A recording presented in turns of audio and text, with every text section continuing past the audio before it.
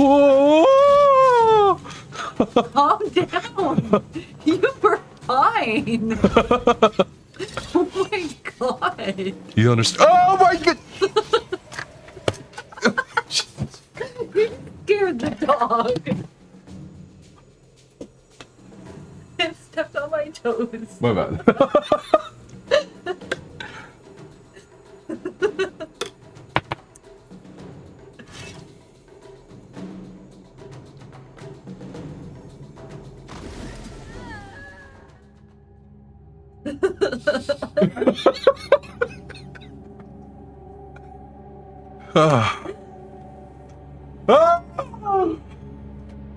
As a new player, I've been trekking through Tyria in Guild Wars 2 for the past couple of months, having enjoyed the entire core game map completion and exploration, participating in 2 holiday events, doing the incredibly fun jump puzzles, and enjoying the combat play of the Elementalist class. In this video, just as I've done for Living World Seasons 1 and 2, along with the free-to-play core game of Guild Wars 2, I will be giving my review and impressions as a new player of the first major expansion that hit Guild Wars 2 so many years ago, Heart of Thorns. If you want to stay up to date with our chronological adventures in Guild Wars 2 and other universes, I would appreciate it if you could make sure to subscribe to the channel. Before going into Heart of Thorns, I had expressed that I wanted to see a bit more of a challenge given that I've gotten more used to Elementalist Weaver, in addition to the community helping me so much with gear and other in-game system knowledge, that the difficulty even for a lot of event bosses in solo scenarios wasn't too high. Many people made comments saying that the Heart of Thorns expansion would provide a big uptick in difficulty, or at least make my life miserable with the swarms of raptors that litter the jungle floor of Maguma. I think for sure there are hero point bosses and mob areas that warrant the exclamations of difficulty for Heart of Thorns. While some of them are quite tedious to solo, they can be solo, though there are definitely meta bosses, hero point bosses, and certain areas of the maps in Heart of Thorns I reeled from because of how hard I got humbled. I would say, just like really with any other MMO, adventuring in Heart of Thorns with other players is probably the most logical and enjoyable experience. However, outside of these difficult fighting instances, the majority of Heart of Thorns wasn't too difficult, at least in terms of combat. I would in fact argue that the main source of woe, particularly for newer players in Heart of Thorns, is the navigational difficulty. It feels to me that Living World Season 2's maps and some core game maps were a soft prototype of the sheer verticality I witnessed in the Heart of Thorns maps of Verdant Brink, Auric Basin, Tangled Depths, and Dragon's Stand. And since Heart of Thorns introduces the ability to glide in the game from elevated positions while also taking advantage of updrafts to soar even higher to traverse its maps, it's not a surprise to see said verticality, but man, it is a truly awesome thing to actually experience gliding for the first time. Gliding around in the skies or the canopy of a massive jungle, whether you're exploring or using gliding to take the fight to wyverns perched on top of mountains, has in itself been a worthy enough experience with the Heart of Thorns expansion. However, the advanced benefits of gliding, along with the ability to use other methods of transportation through the map, such as bouncing on mushrooms, consuming blazing speed mushrooms, being immune to poison fog, and new hawk wallows, are in the Mastery system. A brief recap on the Mastery system for those who may not know is that it's a system of passives or benefits that you can unlock after hitting max level on a character with XP. You earn Mastery points to unlock each tier of a Mastery, and of course the more you advance, the more Mastery points you need to earn through a combination of achievements, map exploration, Mastery point discoveries, strong boxes, and so on. I think until I had unlocked at least 8 to 10 masteries between the gliding, Itzo lore, Exalted lore, and New Hawk lore tracks, the actual exploration of the Heart of Thorns expansion felt tedious or at times a little bit more frustrating than the actual combat play, as it felt like I was being gated at several different points, not because of my skill level, but because I needed to grind XP. For example, I had to get the lean techniques, Exalted Acceptance, and Itzo poison lore masteries to just do map completions or quest progressions for Verdant Brink and the Auric Basin, and just getting those 3 masteries unlocked required me to get a total of 10,160,000 XP. Though I understand why the masteries were done this way, considering Heart of Thorns was probably the endgame back then, with people probably repeating the hell out of it, and that the XP requirements did take me through the metas or systems of XP bonuses I may have ignored if I didn't need that XP, it still felt like even after I had done all the activities on these maps, I still needed to hang around for another 4.3 million more XP to get Leyline Gliding, which would have made map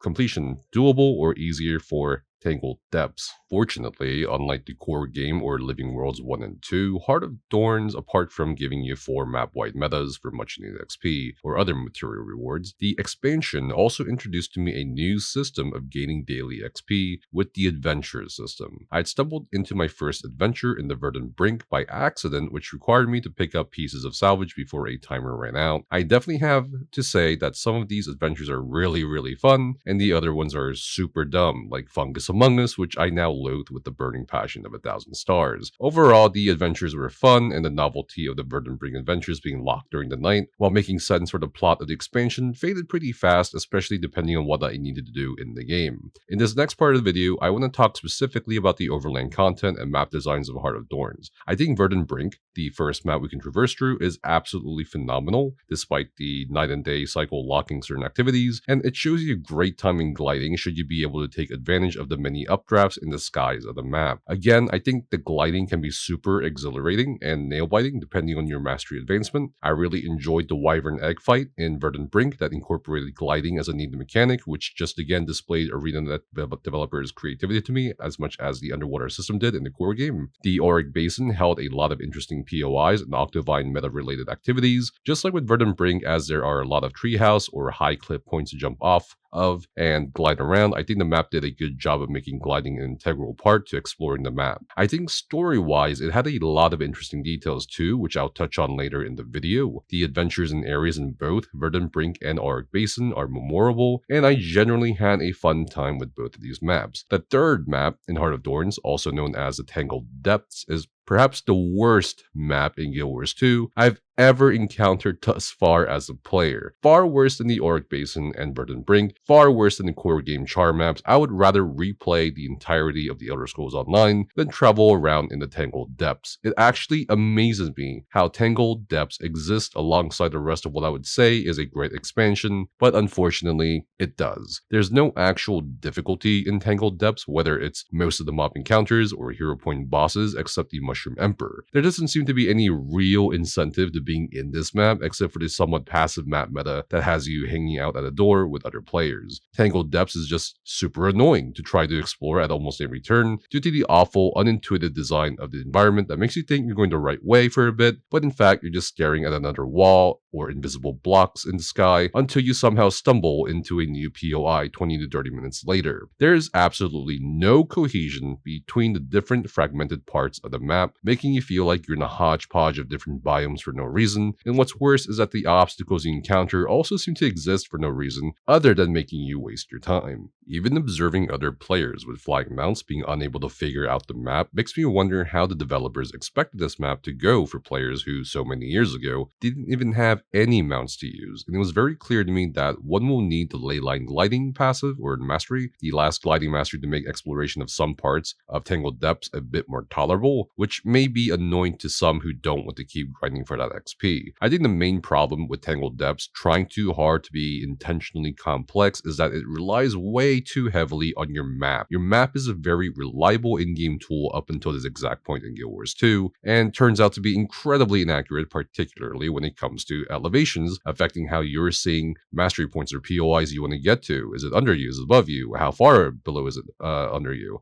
Which is made worse by the already weird topography marks even as you sort through the 4 or 5 layer filters of Tangled Depths. Perhaps the only impressive thing about Tangled Depths is how quickly it bored me to the point I wanted to log off Guild Wars 2 and go play a different game instead. I think if Tangled Depths was the first Heart of Thorns map and not Verdant Brink, I would have probably had skipped the entirety of the expansion and moved on to Living World Season 3 instead. In fact, while I have completed all the other maps from core game, including Living World Season 1 and 2 up until Heart of Thorns, I am not going to be completing Tangled Depths as a map until maybe later. That's how boring and unengaging the map is to me as a new player compared to everything else I've experienced so far in Guild Wars 2. The final map of Heart of Thorns is the open world physical fight against the dragon Mordermoth, whereas in the quest instance, it's more so the fight against Mordermoth Mine. So basically one of a two-parter. Dragonstand was a nice breath of fresh air from Tangled Depths, though I can tell it took some inspiration from Living World Season 1's ending map for Lion's Arch. I really liked how the long meta event worked with different groups pushing down the path paths towards Mordermoth to fight him with gliders and platforms. I think all of Dragonstan's fights were super cool to participate in. The Mordermoth fight definitely redeemed Guild Wars 2's Dragon boss fights after that terrible core game Zyton fight. The only negative thing I can say about Dragonstan is the incredibly long wait time, depending on when you log in for that map event to start, so you can also collect POIs and hero points during or after the climactic battle with Mordermoth. But again, I understand why that was done, considering when Heart of Thorns came out. Finally, I want to talk about the lore or story, as we've basically gone over that aspect of Guild Wars 2 in both Living World Season 1, 2, and core game reviews, so I want to give a spoiler heads up here at this point if you want to skip to the next part of the video. I found this story for Heart of Thorns to actually be somewhat satisfying. The usual plot armor that would guard other characters in other MMOs or live service games was called into question, especially after Ayers and Trahearn's deaths. I think I'm finally also seeing some character development at last from Ayers' son Braham, who now looks like the content creator Tyler 1 for some reason. It's Tyler 1. I'm hopeful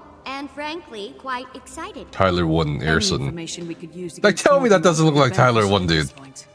Look! Look at his face! Cannot went on ahead. Taimi is still my favorite character. Kate kinda still annoys me after the events of Living World Season 1 and 2, and oddly enough, the Sylvari Karnak, despite being a very minor character, may have been the most relatable for me in some ways. At the end of Heart of Thorns, I had gained a lot of the Masteries, had done all the metas and group events while also getting to enjoy the fights when I found them. I finally finished all the points in my Elementalist Weaver Elite Specialization, and have started investing hero points into both the Catalyst and Tempest. Apart from maybe a few POIs in Dragon's and Tangled Depths, what I do want to tackle for my next video before Living World Season 3 is going to be the 10-man raid that comes with the Heart of Thorns expansion called Forsaken Thicket. I am looking for people, including other new players, who would like to raid and complete Forsaken Thicket with me, so let me know down in comments below if you'd like to join the raid group, though it'll probably be sometime after the new year, as I am also moving from Texas to Colorado this month. With most of my tasks done in Heart of Thorns and now organizing for the Forsaken Thicket raid, I'm actually looking forward to Living World Season 3, which I'm hoping is a lot better than Seasons 1 and 2 in terms of content and pacing. I've been told by viewers that the XP earned in Living World Season 3 will still contribute to my Heart of Thorns Masteries, so I'm genuinely excited to finish out even more Masteries without needing to make grinding XP in itself a focus to avoid burnout. And that's it for this video. Do let me know what you think about Heart of Thorns yourself, as all of this is just my opinion and impressions as a new player. I would love to see your thoughts about not just Heart of Thorns, but also Guild Wars 2 in general as we continue deeper down the rabbit hole. Thank you so much for watching and supporting the channel. I hope you guys will have or had a great holiday, and I will see you guys next year in 2025.